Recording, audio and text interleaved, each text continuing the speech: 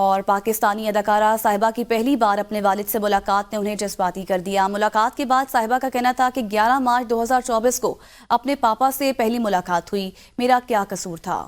اس پر اس کے والد نے کہا، تمہارے لیے میری سانسیں بچی ہوئی تھی، اب تو مجھ سے چلا بھی نہیں جاتا، اللہ نے ملانا تھا، چاہتا تھا کہ جاتے ہوئے تم سے معافی مانگ لوں۔ صاحبہ نے مداحوں کو بتایا کہ انہوں نے اپنے والد امام ربانی سے 11 مارچ کو ملاقات کی، جس کی ویڈیو سوشل میڈیا پر وائرل ہو رہی ہے۔ ویڈیو میں باپ بیٹی کی پہلی ملاقات کے جذباتی مناظر کو دیکھا جا سکتا ہے۔ اداکارہ صاحبہ بیشتر انٹرویوز میں بتا چکی ہیں کہ ان کی پرورش سوتیلے باپ نے کی، کیونکہ ان کے سگے والد اور والدہ کے درمیان علیحدگی ان کی پیدائش سے قبل ہی ہو گئی تھی۔ تاہم اب اداکارہ کی جانب سے انسٹاگرام پر اپنے سگے والد سے پہلی بار کی ملاقات کی تصاویر شیئر کی گئی ہے۔